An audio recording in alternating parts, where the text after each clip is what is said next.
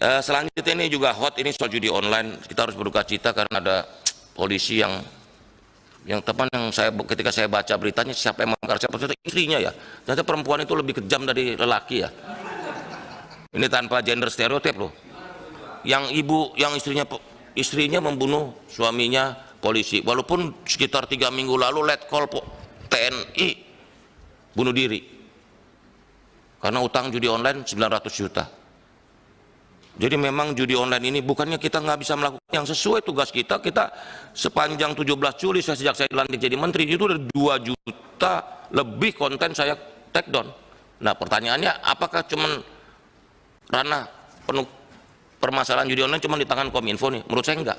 Akhirnya saya lapor, Pak, ini ada urusan soal payment system, ini ada urusan soal lobby luar negeri, karena internet ini kan borderless, lintas negara, servernya di negara lain, aparat keamanan, termasuk juga akhirnya diputuskan dalam rapat terbatas, Presiden memutuskan pembentukan Satgas Judi Online yang diketuai oleh Kemenko Polhukam, di mana saya sebagai Ketua Bidang Pencegahan dan Kapolri sebagai Ketua Bidang Penindakan. Karena itu pemberantasan judi online ini bukan tugas satu kementerian seperti Kominfo.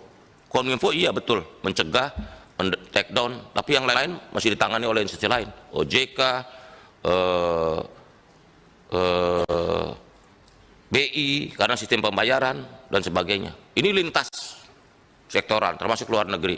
Dan mohon maaf, saya ini pendapat pribadi ya, bahwa yang disampaikan PPATK 100 triliun dalam 3 bulan itu, karena Pak Presiden akhirnya dalam rapat sudah bilang ke saya, udahlah pokoknya saya mau ukurannya angkanya turun, angka judi online-nya turun. Kalau 100 triliun per 3 bulan berarti kan kali 4 setahun bisa 400 triliun kan.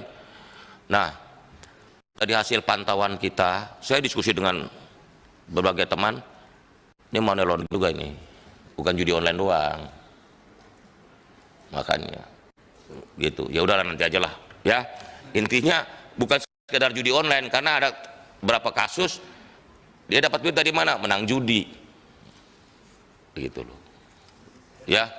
Apa